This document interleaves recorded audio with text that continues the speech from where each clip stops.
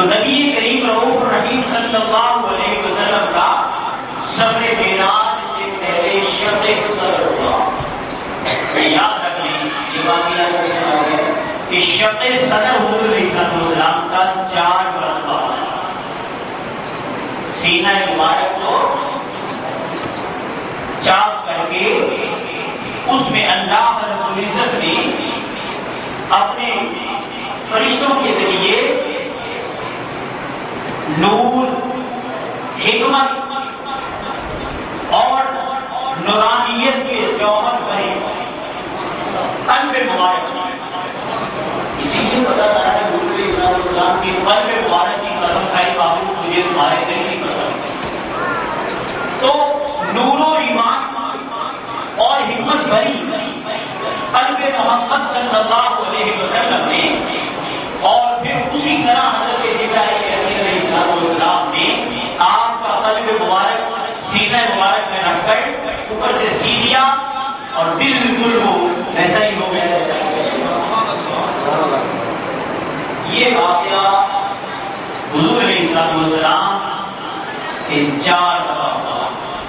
کسی اور انسان سے ہوا، کسی نبی سے، کسی نبی کو ایسا نہیں ہوا، کسی انسان کو ایسا نہیں ہوا. وجہ کیا ہے؟ اس لیے کہ مصطفیٰ صرف ایک ہے. مصطفیٰ صرف ایک ہے. مصطفیٰ کا معنی ہوتا ہے چنا ہوا.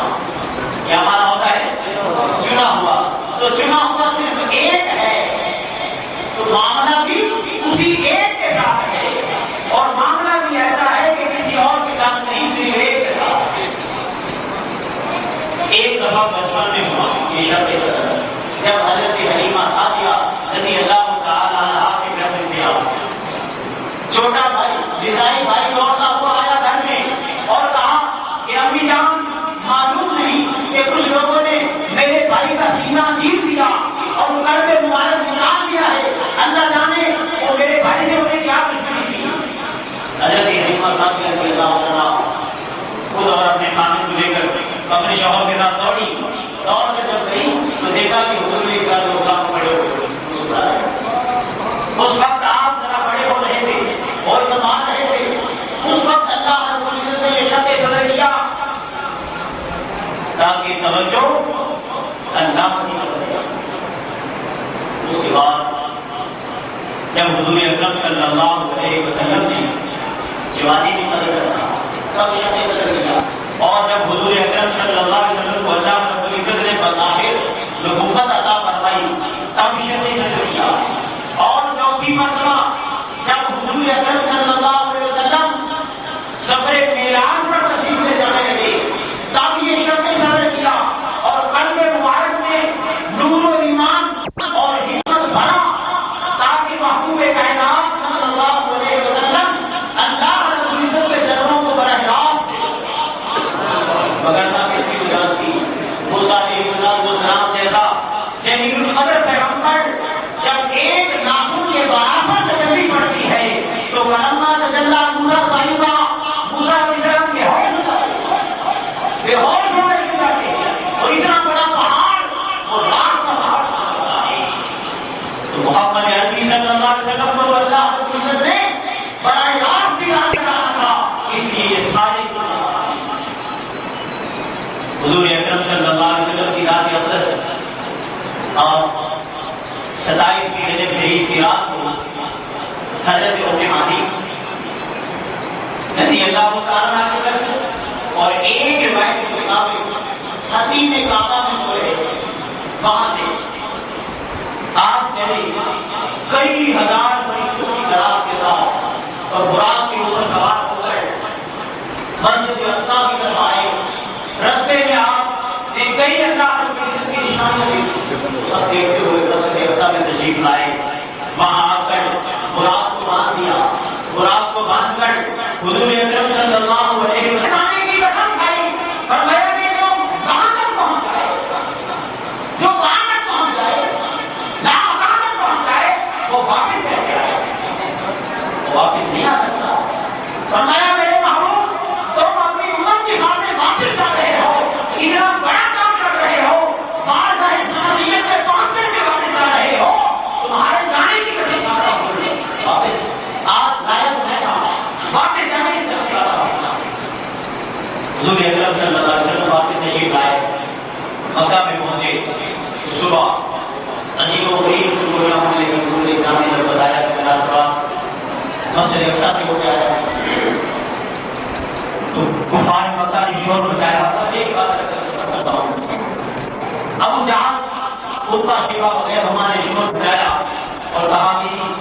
کیسے ہو سکتا ہے کہ ہم اونٹوں کو مار مار کے بھگا بھگا کے گڑا گڑا کے بمشکل مہینے میں پہنچتے ہیں یا سوا مہینوں میں پہنچتے ہیں اور 2 مہینے لگ جاتے ہیں ہمارے آنے جانے میں بڑی ظاہر کر اور تم کہتے ہو کہ میں راتوں رات گیا ہوا ہے.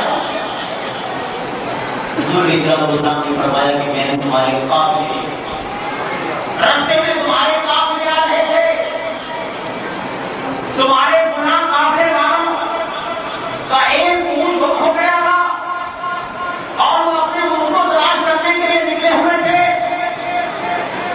ان کے اونٹوں کے گزارے کے پاس پیالے میں پانی بڑا ہوا تھا, میں نے وہ پی لیا اور اس قافلے کا سب سے اگلا اونٹ برا رنگ کا ہے, سب سے اگلے اونٹ پر اتنی گولیاں لگی ہوئی ہیں. یہ ساری نشانیاں حضور کے سامنے بتائی. پھر کوئی اور بولا, اس نے کہا جی ہمارا بھی قافلہ گیا ہوا تھا, وہ کہاں ہے؟ حضور کے سامنے بتایا کون سے وہاں گیا. ایک اور بولا کہا کہ ہمارا بھی قافلہ گیا ہوا تھا, وہ کہاں ہے؟ آپ نے فرمایا وہ بھی مجھے رستے میں کہاں گیا. سب نے نشانیاں پوچھنی شروع کر دی. کہا حضور کو کب تک آ جائے؟ فرمایا ایک کل کو ہم جائے گا, ایک پرسوں کو ہم جائے گا, ایک دن آپ کے سب کے ایک تاریخ بتائیے گناہ بنا دے گا, اللہ بڑا تاریخ ہوگا. ابو جہل خوش ہوا, کہنے لگا اب مزہ آئے گا, اب محمد مصطفیٰ صلی اللہ علیہ وسلم کو جھٹلانے میں مزہ آئے گا. جب اس نے شور بتایا کہ یہ کیسے ہو سکتا ہے, قافلہ کسی وجہ سے رک بھی سکتا ہے, اسے کسی وجہ سے کوئی رکاوٹ بھی نہیں, آگے پیچھے بھی ہو سکتے ہیں, ایک دن بھی آگے پیچھے ہو گیا تو ہم شور مچا دیں گے کہ معاذ اللہ مسلمانوں کے نبی نے جو کیا. لیکن حضور علیہ السلام نے جیسے فرمایا تھا, پہلا قافلہ اسی طرح اسی وقت پہنچ گیا, دوسرا قافلہ بھی اسی طرح وقت پہ پہنچ گیا. ابو جہل سر پیٹنے لگا, کہنے لگا یہ تو الٹا ہمارے لیے مسئلہ بن گیا کہ اللہ کے محبوب علیہ السلام کی زبان مبارک سچی ہونے لگی اور یہ تو ہمارے لوگ بھی ادھر چلے جائیں گے.